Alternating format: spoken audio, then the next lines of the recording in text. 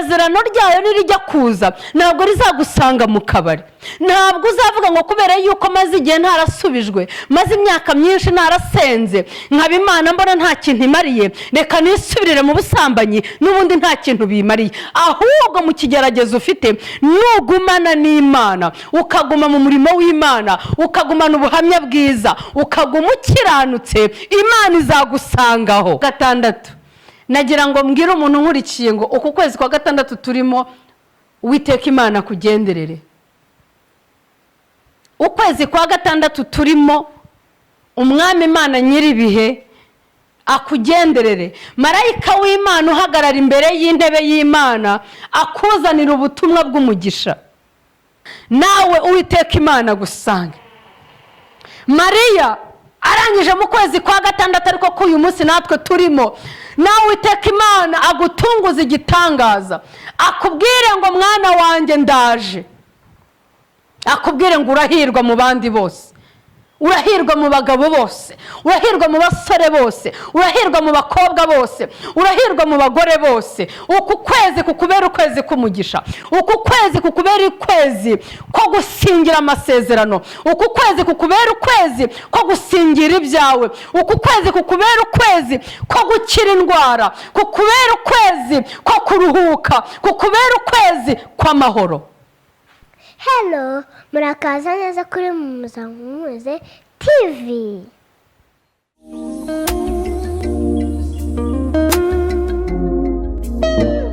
Ngo Yesu niwe nzira n'ukuri n'ubugingo. Yesu ni inzira n'ukuri n'ubugingo, kandi Yesu niwe sezerano rizima, Yesu niwe mwungeri wacu.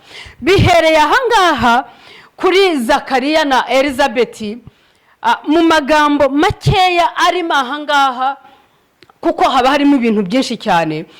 Havuze ukuntu Zakariya n'umugore we barabakiranutse ngo imbere y'Imana, ndetse bahoraga imbere y'Imana bakora umurimo w'Imana, ntibigeraga biganda. Ariko kandi bari bafite ikigeragezo cyo kutabyara, cyo kutagira umwana, ndetse ngo bombi, haleluya, bombi bari bafite ukuntu babanye n'Imana nubwo bari bafite icyo kigeragezo. Hari uburyo ki bari bazi ko Kristo niwe byose, kuko abishoboye, kuko akiranuka, nta cyamunanira. Hari igihe umuntu aba mu kibazo, waba ugendera imbere y'Imana usenga ukavuga uti okay, niba Imana itabikoze buriya binyimye bishaka, niba Imana itabigenjeje gutya buriya ni uburenganzira bwawe, buriya nyine ifite uko ibigenza. Ariko twebwe itandukaniro twe dufite, tugera ahantu tukananirwa, tugacogora, tugasubira inyuma. Ariko hano Bibiliya itubwiye ko Zakariya n'umugore we ntibigeze bava mu murimo w'Imana. Zakariya yagumye mu murimo w'ubutambyi. Haleluya. Imana izagusanga mu murimo, izagusanga mu murimo wayo. Isezerano ryayo nirijya kuza ntabwo rizagusanga mu kabari. Ntabwo uzavuga ngo kubera yuko maze igihe ntarasubijwe, maze imyaka myinshi narasenze, nkaba Imana mbona nta kintu imariye, reka nisubirire mu busambanyi n'ubundi nta kintu bimariye. Ahubwo mu kigeragezo ufite nugumana n'Imana, ukaguma mu murimo w'Imana, ukagumana ubuhamya bwiza, ukaguma ukiranutse, Imana izagusangaho. Haleluya. Imana izagusanga aho ngaho. Hanyuma dukomeje ngo mu gihe Zakariya yibereye mu murimo w'ubutambyi, akomeje yibanira n'Imana, yaramaze kugera mu zabukuru, we n'umugore we bari bamaze gusaza. Oh haleluya. Hari ikigeragezo ufite urabona kimaze imyaka myinshi cyane. Hari uburwayi ufite urabona burambiranye, wicogora. Humura, Yesu niwe nzira n'ukuri n'ubugingo. Imana ishimwe cyane. Zakariya ngo yigiriye mu murimo nk'uko bisanzwe w'ubutambyi, akiri aho ngaho marayika w'Imana niho yamusanze. Ntabwo marayika w'Imana yamusanze aryamye, ntabwo marayika w'Imana yamusanze mu magambo, ntabwo marayika w'Imana yamusanze mu businzi, ntabwo marayika w'Imana yamusanze mu bujura, ahubwo yamusanze mu murimo. haleluya. Yamusanze mu murimo mw'imbere, ari mu murimo w'Imana, ariho akorera Imana, ariho agira neza.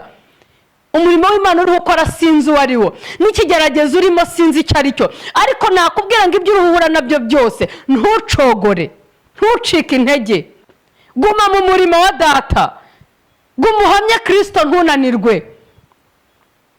Zakariya ngo akiri aho ngaho, akiri mu murimo w'ubutambyi, ngo arangije ngo agiye kubona abonekerwa na marayika. Haleluya. Ngo marayika arangije araza ngo aramubwira ngo Zakariya, ngo ntutinye, ntugire ubwoba, ntuhungabane, kubera yuko wumviswe. Yesu nashimwe.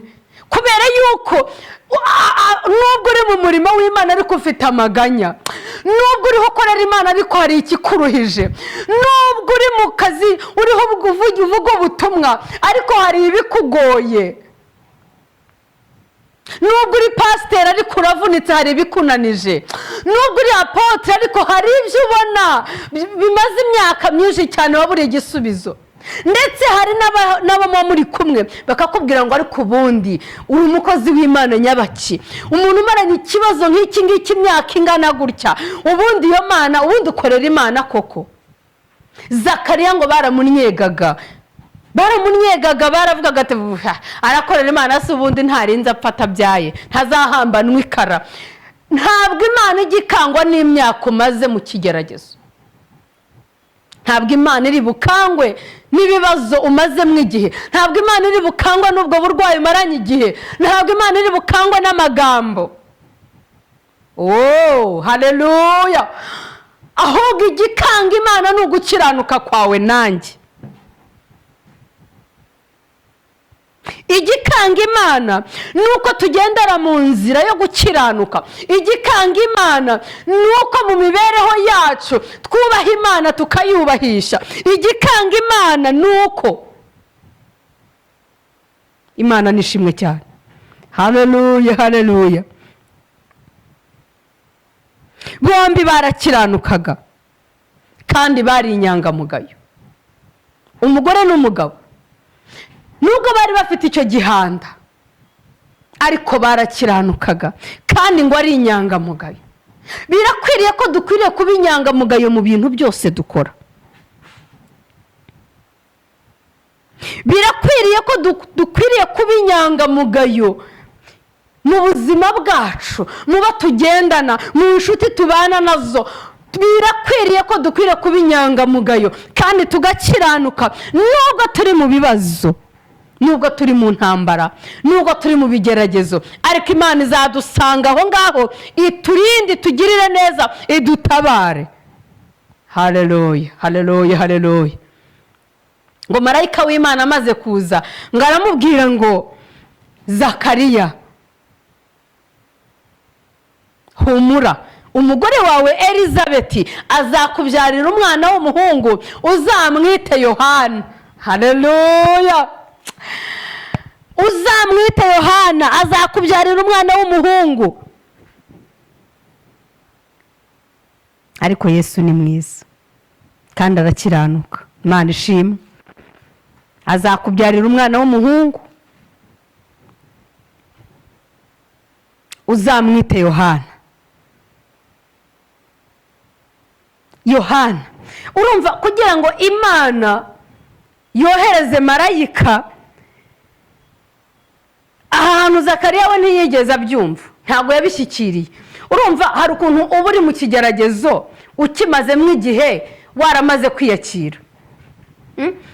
Uriyakira ukavuga uti oya, uko biri kose reka nkomeze nkora umurimo w'Imana, reka nkomeze, niba ari ugusenga nsenga, niba ari ugusengera abantu mbasengere, niba ari ivugabutumwa ndikore, niba mbese icyo Imana impamagariye cyose, niba ndi umuhanuzi nkora umurimo w'Imana nk'uko yampamagaye. Ariko ibyanjye nta kundi, ibyanjye nyine, ibyanjye ni uko ngomba kubyakira. None se mbigenze gute? Ukagera ahantu icyo kigeragezo ukacyakira, ukumva ari icyawe, ukumva nta n'impamvu yo guhora ubivuga, ku buryo Zakariya ntiyigeze yakira. Ntabwo yigeze yakira. ahantu marayika w'Imana amaze kumubwira gutyo, Zakariya arangije aravuga ngo ubwo se ibyo byashoboka bite? Ubwo se ibyo byakunda? Umusaza nkanjye n'umugore wanjye ni umukecuru rwose, buriya unagenze wasanga yaragiye avuga ibintu akavuga ati rwose wimbeshya, winshuka, winde mu mutima, imyaka ngezemo ntibyashoboka. Hari igihe ibigeragezo tubamo, ibigeragezo duhura nabyo, ibigeragezo ducamo, bituma n'iyo Imana imanutse ije kuduha igisubizo, kwakira bitunanira, bikatuviramo ingaruka. Ngo yagiye kuva aho ngaho, Zakariya yagiye kuva aho ngaho yamaze guhinduka ikiragi, atabasha kuvuga, kuko marayika yaramubwiye ngo ibyo ngibyo nkubwiye kuko wanze kwemera ibyo nkubwiye, kandi jyewe mpagarara imbere y'Imana, ari Imana intumye. Nagira ngo nkubwire yuko wowe uragobwa ururimi, ntuzongera no kuvuga kugeza igihe ibyo isezerano ry'Imana, kugeza igihe iby'Imana yavuze bisohoreye ukabirebesha amaso yawe. Yesu ashimwe cyane. Hari ibibazo tubamo, hari intambara tubamo, hari ibigeragezo muri iyi si tunyuramo, hari uburwayi umuntu agira, hari igisuzuguriro umuntu agira, ukagera hano nubwo umuhanuzi w'Imana yakubwira ngo humura, ibyo bintu uriho ucamo igihe kizagera birangire, ugahita uhigima ukavuga utariko ubu nk'uyu nguyu yaravuga iki? Ubu nk'uyu nguyu ibintu ariho ambwira arabizi. Ubundi uyu muntu ibyo ariho avuga, hari umuntu tugeze kuganira, arangije ambwira ikibazo nyine afite amaranye igihe kinini, ndavuga nti humura, humura, Yesu ntiyananiwe, humura, Yesu ntiyapfuye, humura, Yesu niwe nzira n'ukuri, wowe kiranuka ubane na Yesu, humura ntacyo uzaba. Arangije arambwira ngo ariko ubundi ibyo uvuga urabizi, ngo ubu si imyaka amaze, ngo uwo Yesu harawe, kandi ni umukristo ntabwo ari umupagani. Bisobanuye ngo we yari amaze gucogora, yananiwe. Na Zakariya nuko byamugendekeye, we yaravugaga ati reka nikorere Imana nzasaze neza, ntacyo nkiranuke mbane nayo, ibi nibyo yampitiyemo. Ariko reka nkubwire iyi Imana yavuze no gusohoza irasohoza. Yesu Kristo niwe nzira n'ukuri n'ubugingo, Yesu niwe mbaraga zacu, Yesu niwe gisubizo cyacu. Ntabwo ajya arambirwa, ntabwo ajya ananirwa. Isaha n'isaha iyo yavuganye nawe, ibyo yavuze arabikora. Haleluya. Uyu mugore Elizabeth yari afite ikibazo cyo kuba ingumba. Mpumuriza n'umuntu wese unkurikiranye ufite icyo kibazo ukabona utabyara. Urumva kugeraho asaza, imyaka yari ibaye myinshi. None umbabarira umbwiza ukuri, wumva amagambo ku musozi yari ahari, amagambo yari menshi.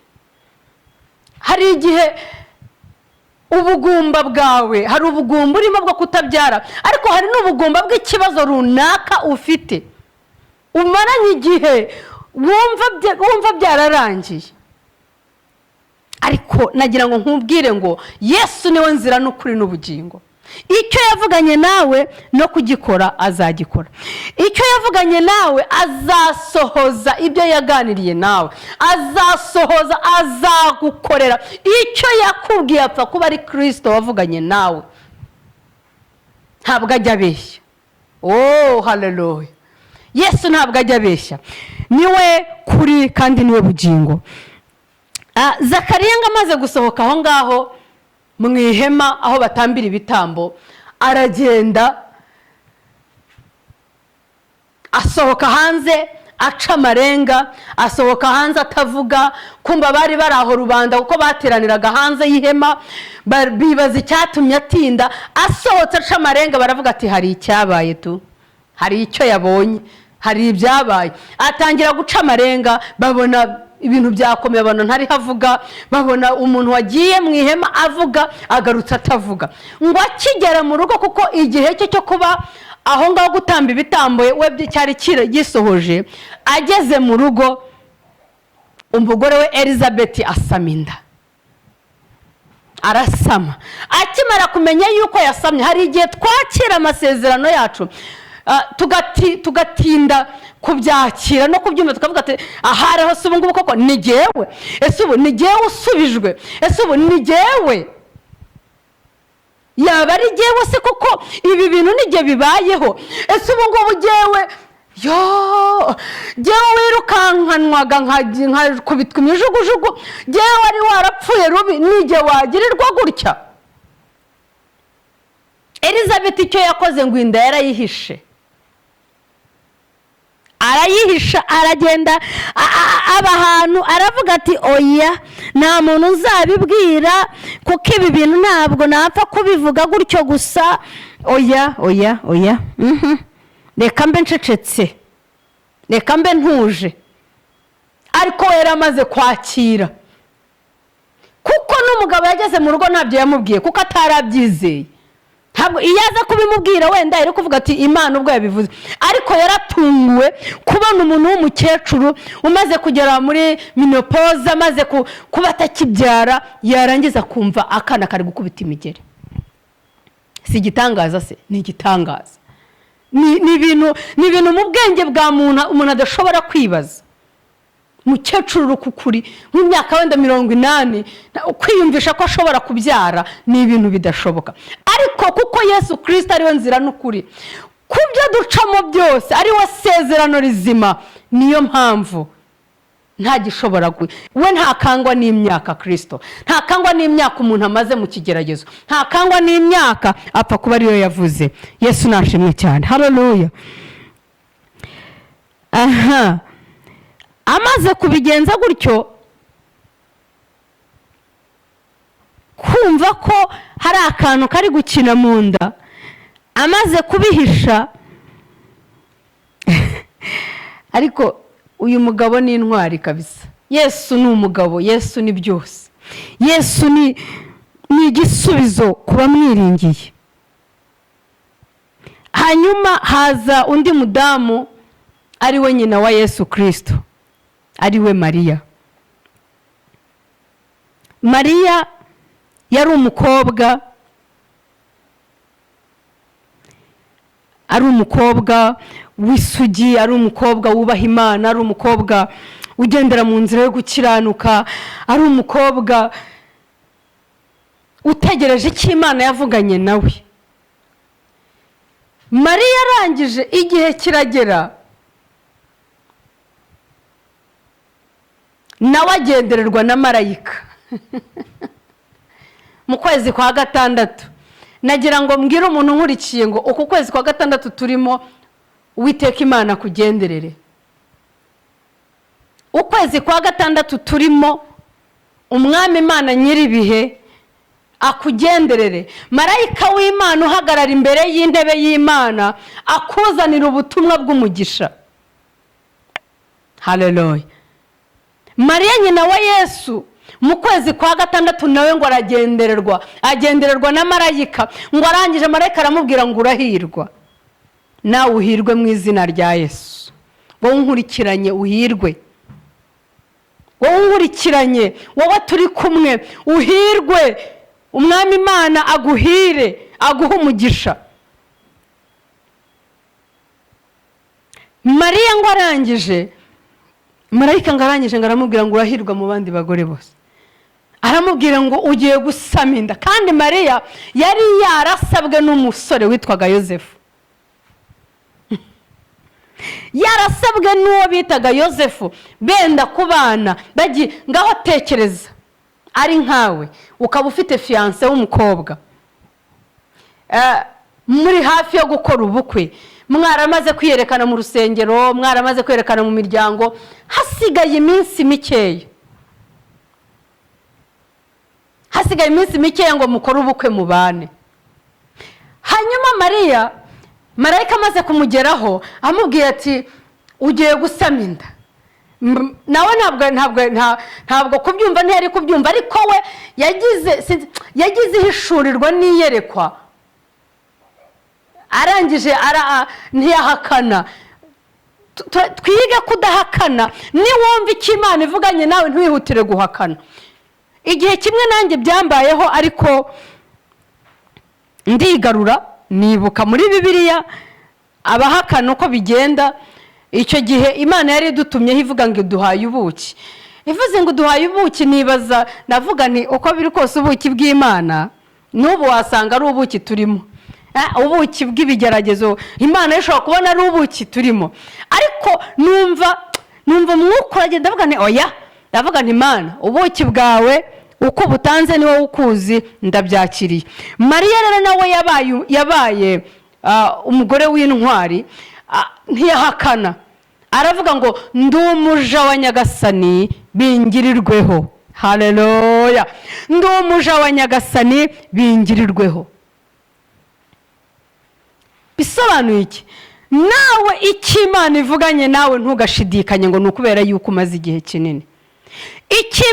Imana nigutuma ikakubwira ngo ndi Uwiteka Imana ivuganye nawe, manukiye kugutabara, ntukajye ushidikanya, jya uhita usingira wakire, kuko Mariya yarakinguye aravuga ngo kuko ndi umuja wa Nyagasani, ibyo uvuze ibyo ngibyo bingirirweho. Imana ishimwe cyane. Yarakiranutse, ari intungane, ari umukobwa wiyubashye, ari umukobwa ugendera imbere y'Imana, ari umukobwa w'inyangamugayo, ari umukobwa utariyendurishije. Ibyaha Imana imusanga aho ngaho, imusanga. Natanye ndavuga ngo mureke Imana izidusange mu murimo, mureke Imana izidusange mu gukiranuka, mureke, kuko niba Zakariya uri hariya yari ari mu bigeragezo we n'umugore we, ariko bakaguma mu murimo w'Imana, tugume mu murimo w'Imana. Na Mariya nawe nuko igihe ngo kiza kugera, Mariya aragenda, afata urugendo rurerure ajya gusura Elizabeti, ariko ajyayo nyine nk'umuntu ugiye gusura umuvandimwe. Nubwo marayika amaze kumubwira ibyo ngibyo, umva ntiyagombaga kubitekerezaho, ntiyagombaga kubitindaho.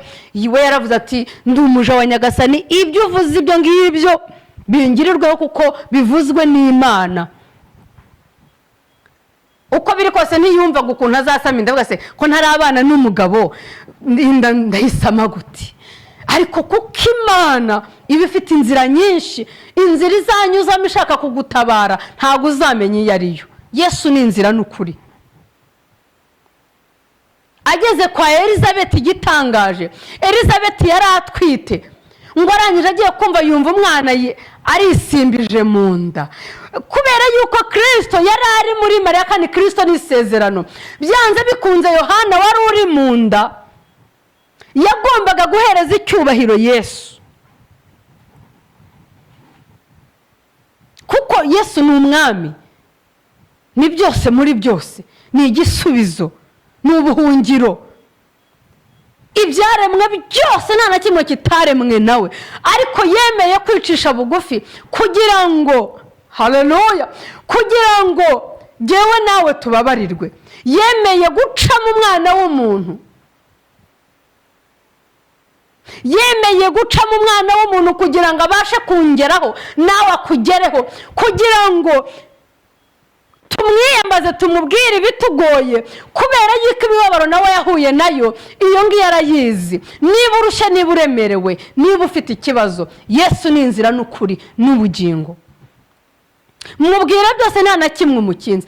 Gusa hari igihe twebwe abantu tugira ikibazo, nk'uko ngiye nshobora kugira ibyo nkinga umwana w'umuntu, nkumva ko nakwiriye kumubwira ibimbabaje, nkumva ko nakwiriye kumubwira ibiri muri jyewe. Hari umugani w'Abanyarwanda bajya baca ngo uhishe mu nda ntambwe imwiba, ukumva ngo uko biri kose reka niyumanganye mbi imfura, nta mpamvu yo kugira ngo abantu bamenye ibyanjye. Twagera n'imbere ya Kristo umwami wacu uzi byose, nabwo tukamera gutyo, tukamuhisha, ariko azi byose, kandi ni umurengezi w'ubugingo bwacu, ni agakiza kacu. Haleluya, haleluya, haleluya. Yesu ni inzira, ni ukuri, ni ubugingo. Aba bantu twagiye tureba ni intangarugero nziza, ni abantu batubera urugero. akatubera urugero rwiza, akatwereka uko byagenze tugakiranuka. Yesu ashimwe, haleluya. Yesu rero aravuka, abaho, ariko ngo azaba ukomeye. Marayika aramubwiye ngo ugiye kubyara ntabwo ari umuntu usanzwe, ahubwo ni umunyembaraga, ni uw'agaciro. Nawe nagira ngo nkubwire ngo icya mbere, kiranuka mu byo urimo, ukiranuke mu nzira ucamo, mu byo uhura nabyo ukiranuke, ubane n'Imana, kuko niyo soko y'umunezero, niyo byose muri byose, niyo gakiza kacu. Gukiranuka kwawe ukurenzeho kuba mu murimo w'Imana. Umurimo wahamagariwe sinkuzi, umuhamagaro urimo sinkuzi, uko wahamagawe wowe urabizi, ni ibanga ryawe.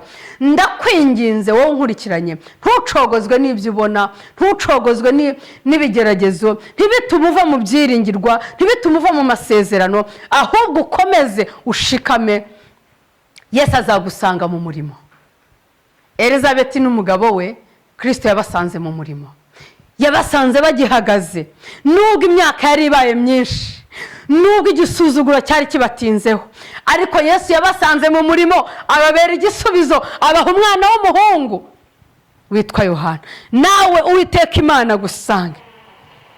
Mariya arangije mu kwezi kwa gatandatu, ariko ko uyu munsi natwe turimo, nawe Uwiteka Imana agutunguza igitangaza, akubwire ngo mwana wanjye ndaje, akubwire ngo urahirwa mu bandi bose, urahirwa mu bagabo bose, urahirwa mu basore bose, urahirwa mu bakobwa bose, urahirwa mu bagore bose. Uku kwezi kukubera ukwezi k'umugisha, uku kwezi kukubera ukwezi ko gusingira amasezerano, uku kwezi kukubera ukwezi ko gusingira ibyawe, uku kwezi kukubera ukwezi ko gukira indwara, kukubera ukwezi ko kuruhuka, kukubera ukwezi kw'amahoro.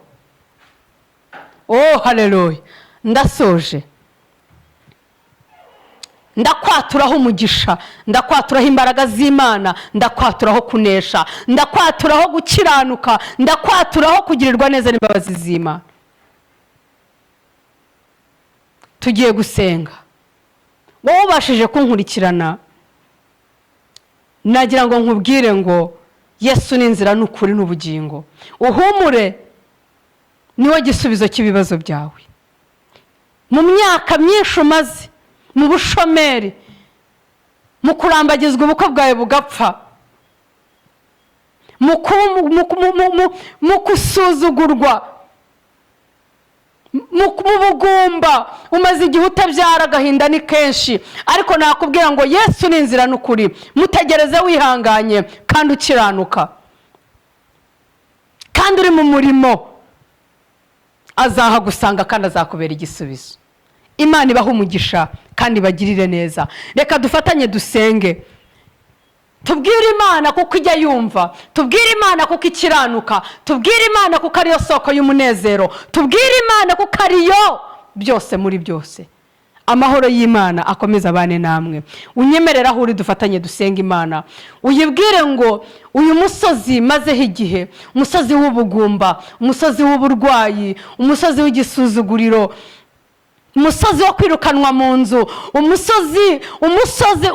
umusozi, ndategereje kugira ngo nkubone, ndategereje kugira ngo nanjye umbere igisubizo. Nk'uko abagaragu bawe Elizabeth n'umugabo we bagutegereje ukababera igisubizo, nanjye ndagutegereje. Mana Data wa twese uri mu ijuru, ngushimiye kubw'ijambo ryawe. Ijambo ryawe ni ryiza, ijambo ryawe rirera. Nsengeye umugabo unkurikiye, nsengeye umugore unkurikiye, nsengeye umusore n'inkumi bankurikiye, bumvise ijambo ryawe, bari ku musozi w'ibigeragezo, bari ku musozi ukomeye cyane, ariko ijambo ryawe ni ukuri. nubwo imyaka yaba myinshi isezerano ryawe ntabwo rijya rihera. Iyo wavuze uranasohoza. Babera igisubizo, uko ukwezi bakubone, buri wese akubone, buri wese akuboneraho ubuhungiro. Marayika wawe amanuka ajye kubaganiriza, ababwire ngo nimuhumure, mwitinya kuko ndi kumwe namwe. Ni wowe nzira, ni wowe kuri, ni wowe soko y'umunezero, ni wowe igisubizo cya byose. Abarwayi ubakize, abari mu bigeragezo mu buryo butandukanye babera igisubizo. Mwami duturije imbegereje yihanganye. Abadafite kwihangana ubahe kwihangana, ubahe gukomera, kubera yuko bari mu buribwe, ariko uri Imana igitanga igisubizo, kandi uri byose muri byose. Urakoze ukumva gusenga, ni mu izina rya Yesu Kristo Umwami wacu mbisabye nizeye, amen. Imana y'amahoro ibaha umugisha kandi babera igisubizo muri byose. Turi ku ijambo rivuga ngo Yesu niwe nzira n'ukuri n'ubugingo. Akubera inzira, akubera ukuri, akubera ubugingo, akubera igisubizo. Shalom, shalom.